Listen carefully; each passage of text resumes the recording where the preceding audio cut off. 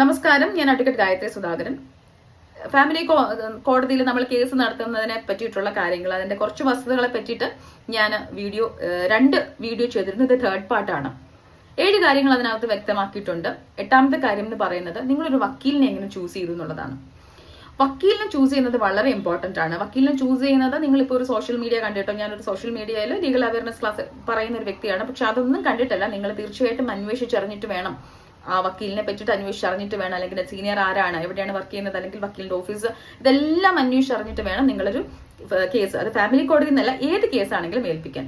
Family കോടതിയിൽ ഒരു നല്ല വക്കീലിനെ കണ്ട് നിങ്ങൾ ആ വക്കീലിനോട് നിങ്ങളെ എല്ലാ കാര്യങ്ങളും തുറന്നു പറയാം. നിങ്ങളുടെ ഈഗോ മാറ്റി വെച്ച് കാര്യങ്ങൾ തുറന്നു പറയാം. ഈഗോ മാറ്റി വെച്ച് തുറന്നു പറയുമ്പോൾ ഒരു പക്ഷേ കോടതിയിലേക്ക് ആ കേസ് എത്തേണ്ടതായിരിക്കില്ല. അതൊരു കേസായിട്ട് മുന്നോട്ട് പോകാതെ സോൾവ് ചെയ്യപ്പെടുന്ന ഒരുപാട് കാര്യങ്ങളുമുണ്ട്. സോ അവിടെ നിങ്ങൾ വക്കീൽ പറയുന്ന ഒരു കാര്യം നിങ്ങൾ ഫോളോ ചെയ്യാൻ പറ്റുന്നതാണെന്നുണ്ടെങ്കിൽ നിങ്ങളുടെ ഈഗോ മാറ്റി വെച്ച് നിങ്ങൾ ഫോളോ ചെയ്യാം.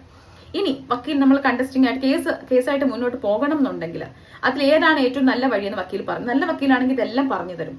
അപ്പം അവിടെയും നിങ്ങൾ ആ വക്കീലിനെ ഫോളോ ചെയ്യേണ്ട കാര്യങ്ങൾ, വക്കീൽ പറയുന്ന കാര്യങ്ങൾ ശ്രദ്ധിക്കുക. ഇനി കേസായിട്ട് മുന്നോട്ട് പോകണം എന്നുണ്ടെങ്കിൽ എത്ര ഫിനാൻസ് വരും, എത്ര പ്രോസസ്സ് എങ്ങനെയാണ് നടക്കുന്നത്, കോടതിയിൽ എന്തൊക്കെയാണ് നടക്കുന്നത്, അല്ലെങ്കിൽ അതിൽ എത്രമാത്രം ദീർഘമായിട്ട് കേസ് നടക്കും എന്നുള്ള കാര്യങ്ങളെല്ലാം നിങ്ങൾ ചോദിച്ചു മനസ്സിലാക്കുക.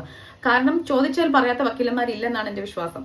പിന്നീട് നിങ്ങൾ എടുപിടിന്ന് കേസ് കൊടുത്തിട്ട് പിന്നീട് പലപ്പോഴും കേസ് നമ്പറൊക്കെ വെച്ചിട്ട് നിങ്ങൾ പല വക്കീലന്മാരെയും ആ വക്കീലിന്റെ കയ്യിലാണ് കേസ് കൊടുത്തത്, വിളിച്ചിട്ട് കിട്ടുന്നില്ല, അല്ല പറയുന്നില്ല എന്ന് പറഞ്ഞ് പുറകെ അങ്ങനെ വേറെ വക്കീലന്മാരോട് ചോദിക്കുന്ന ഒരുപാട് ക്ലയൻസിനെ കാണാറുണ്ട്. പക്ഷെ നമ്മുടെ വക്കീലിനോട് തന്നെ ആദ്യം ഇതെല്ലാം ചോദിച്ചു മനസ്സിലാക്കിയിട്ട് വേണം കേസുമായി മുന്നോട്ട് പോകാൻ.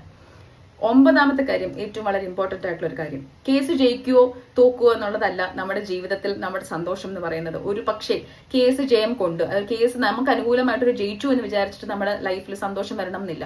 ഒരുപാട് പേരെ കണ്ടിട്ടുണ്ട്, കേസ് ജയിച്ചു പക്ഷെ അവർ വളരെ ഡിപ്രഷനിലേക്ക് പോകുന്ന ഒരുപാട് പേരെ കണ്ടിട്ടുണ്ട്. സോ കേസിന്റെ വിജയം നിങ്ങളുടെ ജീവിതത്തിന്റെ വിജയമായി ബന്ധപ്പെടുന്നതല്ല.